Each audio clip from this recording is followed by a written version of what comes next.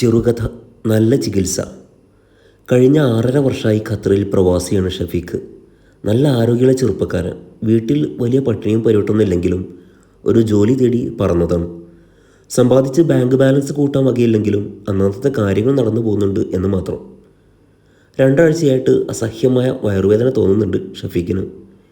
വെള്ളിയാഴ്ച അവധിയായതിനാൽ അടുത്ത ആഴ്ച ഹോസ്പിറ്റലിൽ പോകാമെന്ന് വെച്ചു. അങ്ങനെ വെള്ളിയാഴ്ച കാലത്തെ ഹോസ്പിറ്റലിൽ പോയി ഡോക്ടറെ കണ്ട്. ഡോക്ടർ വന്ന് ചെക്ക് ചെയ്തു, ഒരു സ്കാനിങ് നടത്തി, കുറച്ച് മരുന്നൊക്കെ കുറിച്ച് കൊടുത്തു. കഴിവതും നേരത്തെ നാട്ടിൽ പോയി ഒരു നല്ല ചികിത്സ തേടണമെന്ന നിർദ്ദേശം നൽകി.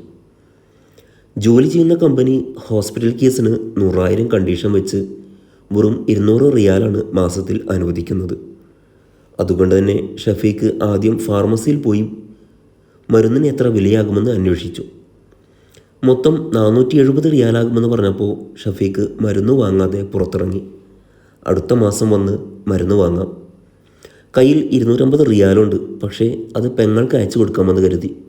അവൾ ഒരു 5,000 രൂപ ചോദിച്ചിരുന്നു, അടുത്ത് കല്യാണം കഴിഞ്ഞ മൂത്താപ്പാൻ്റെ മകളെ വിരുന്ന് വിളിക്കാൻ. അങ്ങനെ റൂമിൽ തിരിച്ചെത്തി കട്ടിലിലൊന്ന് കിടന്നപ്പോൾ ഒരു മിസ് കോൾ വന്നു. വീട്ടിൽ നിന്ന് ഉമ്മയാണ്. ഉമ്മാക്ക് വിളിച്ചപ്പോൾ ഉമ്മ ധൃതിയിൽ പറഞ്ഞു, മോനെ നീ അറിഞ്ഞോ, നമ്മളെ വല്യപ്പാൻ്റെ അനിയൻ്റെ മോന് എന്ന് പെട്ടെന്ന് അങ്ങാടിയിൽ ബോധം കെട്ട് വീണു. ശ്വാസകോശത്തിന് എന്തോ വലിയ അസുഖം ഉണ്ടെന്നാണ് ഡോക്ടർ പറഞ്ഞത്. പെട്ടെന്ന് ഓപ്പറേഷൻ വേണം. 2 ലക്ഷമോ മറ്റോ ആണ് പറയണത്. എൻ്റെ കുട്ടി ഒരു 27,000 അയച്ചുകൊണ്ടാണ്.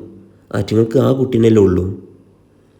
ഷഫീഖിന് വല്യപ്പാൻ്റെ അനിയൻ്റെ കുട്ടിയെ കണ്ട ഓർമ്മ പോലില്ലെങ്കിലും ആ കുടുംബത്തെക്കുറിച്ച് കേട്ടിട്ടുണ്ട്. ആ കുടുംബത്തിൻ്റെ ഏക തണിയല്ലേ ആ ചെക്കൻ. നല്ല ചികിത്സ തന്നെ കിട്ടട്ടെ. ഉമ്മ ഞാൻ നോക്കട്ടെ എന്ന് പറഞ്ഞുകൊണ്ട് ഷഫീഖ് ഫോൺ വെച്ചു.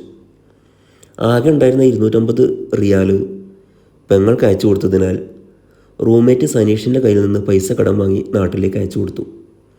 അങ്ങനെ ഒരു 5-6 മാസം കടന്നുപോയി. ഷഫീഖ് പലവട്ടം ഡോക്ടറെ കണ്ടു. വയറുവേദന വയറ്റിൽ മുഴയായി വളർന്നത് പെട്ടെന്നായിരുന്നു.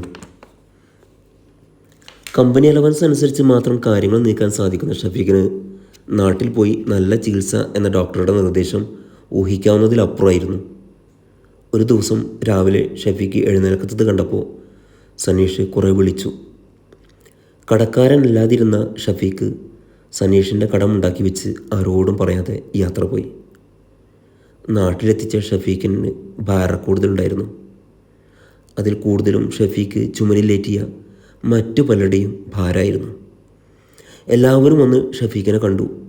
വല്യപ്പാൻ്റെ അനിയൻ്റെ മകൻ. ഷഫീഖ് മരിച്ചത് അറിഞ്ഞതേയില്ല. അവൻ ബിസിനസ് കാര്യത്തിന് വിദേശത്താണ്. പറന്നുയരുന്ന ഷഫീഖിൻ്റെ ആത്മാവ് ഒരു കുടുംബക്കാരൻ്റെ വാക്ക് കേട്ട് കണ്ണീർ പൊഴിച്ചു. അവൻ വലിയ സെറ്റപ്പിലായിരുന്നു ഗൾഫിൽ. എന്നിട്ടും വല്യപ്പാൻ്റെ അനിയൻ്റെ മോൻക്ക് ഒരു നല്ല അത്യാവശ്യ ചികിത്സ വേണ്ടി വന്നപ്പോൾ വെറും 27,000 ഉലുവാണ് അവൻ കൊടുത്തത്. ഏതായാലും പോയി, ഇനി നമ്മളൊന്നും കുറ്റം പറയണ്ടല്ലോ.